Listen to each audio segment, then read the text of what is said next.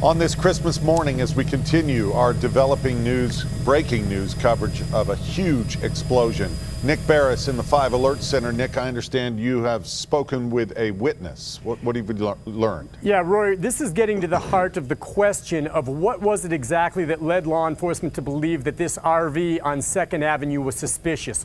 What drew them to that location and why? And it's really a critical question being asked right now, and I think we have some answers to that question. I talked about it earlier in one of my live hits, and now we have one of the witnesses, a resident who lives right down there, joining us on the phone right now to talk about what it was she saw. And this, folks, is very interesting. Let me make sure we've got her on the line. Can you hear me, ma'am? Yes, I can. Okay, thank you so much for joining us. If you would, real quickly, could you please give us an idea of where you live, proximity to this RV, and then we'll get into what happened this morning. Okay, I live at 166 2nd Avenue North. That's the building where the melting pot is located and Rodizio.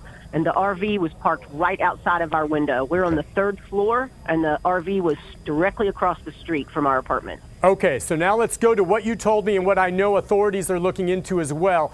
It was around 5 or 5:30 this morning that you were awakened, and walk me through it, to the sound of gunshots initially?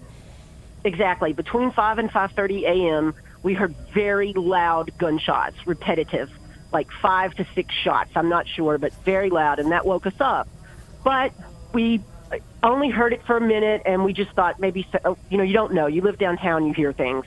We've been living there for 15 years. Well, about 5 minutes later, we heard it again.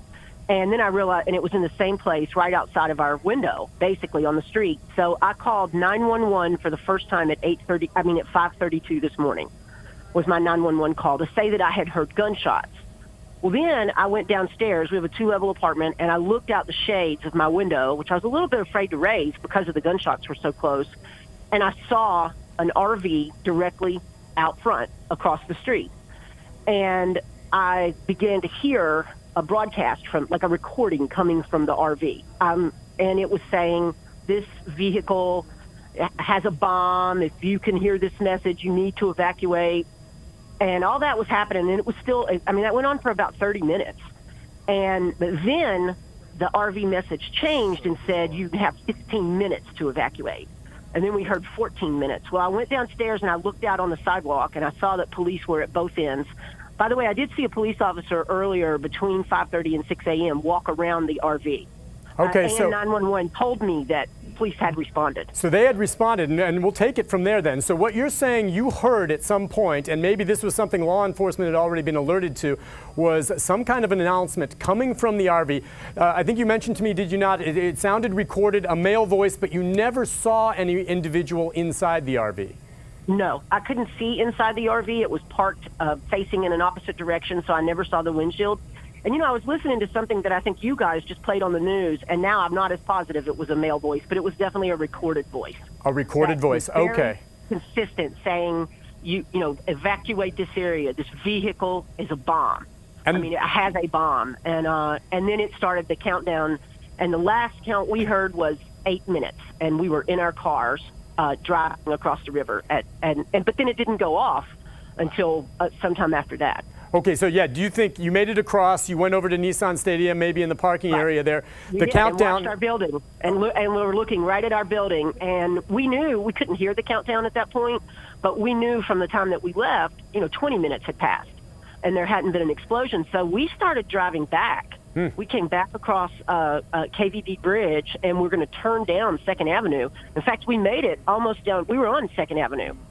Headed towards Broadway, but not quite to Broadway, and that's when we saw the explosion. So at that point, you thought, hey, this may have been some type of hoax, and then, boom, It went off. Yeah, we thought it was over, and then it happened, and then we just pulled over, and of course, by that time, everything was blocked off. And wow. Do you know, by the way, we're in a hotel now. Just to ask you this, do you know, were there other residents in the building, to your knowledge, that got out safely, perhaps, or? Not in our building is a vacation rental business. We run that. Now, 2 of our family members are here. We have, and we got them out with us. They were in separate apartments, but they came with us. So the only 4 people in our building got out. Had you not gotten out, do you think you would have been harmed? Oh, definitely. You all been showing it on here. We're the building straight across from the explosion. The whole front of our building is blown up. So you might have been killed. You might have been killed if not for that warning.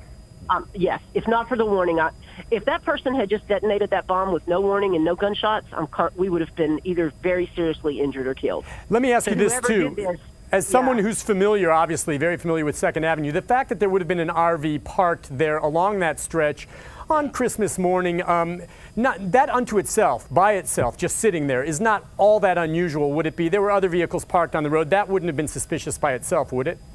No, it wouldn't have, and especially because it's the holidays and people know that parking's not being enforced. I would have assumed that was some family visiting somebody, and Gotcha. they just parked their RV there. So Yeah. it's your belief then that the early response from law enforcement, and obviously how you were able to get out of there, is because of combination, the gunshots, which really right now we can't really explain what those were all about, and then the warning from the vehicle. Exactly. Yeah, the gunshots, and I mentioned this before, and I'm not sure of this, but the gunshots were so loud, there is a possibility. We've wondered now if they weren't a recording that came from the vehicle as well. Interesting. We don't know that, but as we've reflected back on it, because we heard it 3 times, it was exactly the same. You know, we wonder now if we weren't listening to a recording, but we don't know. But the gunshots definitely is what woke us up. And then, because the recording I don't think would have been loud enough to wake us up if Right. we hadn't heard the gunshots. Of course. By the way, do you have any inkling, and not something you would have necessarily noticed, but how long had the RV been there? Was it there earlier in the day? Do you think it just showed up overnight? Do you have any idea? I don't know. I'm pretty sure it was not. I went out yesterday morning. I went to do a little last-minute shopping, and I don't remember seeing it then. I feel like I might have noticed because the street was pretty dead. You know, I mean, there were a few workman-type cars there, but I didn't notice it, no. But so I don't know. And you would, and by the way, I didn't take a picture of it or anything. Sure. No, why would you? Of course. And can you give me though kind of a description of it? An older RV, a new one? Is this one of Yeah, those where there was a camper attached to a pickup, or how would you describe No, it? it was a single vehicle. It was definitely one vehicle. Okay. You know, like a bigger kind of RV. It wasn't all beat up looking, but it wasn't new. You know, it wasn't one of those slick-sided ones. It was more of an older one, but it was large. I mean, it was a large RV, and it was an older one. Now, do you have any idea when you'll be allowed back into the area? And for now, I assume you're elsewhere.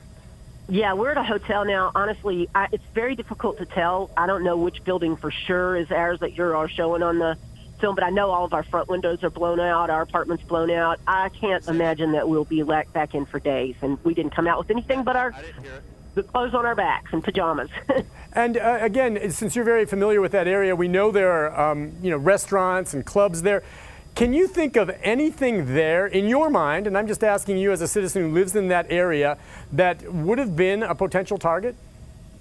No, I can't. I mean, our thought was they must be after the AT&T building. That was our thought, just because, you know, that's where they were parked on that side of the street.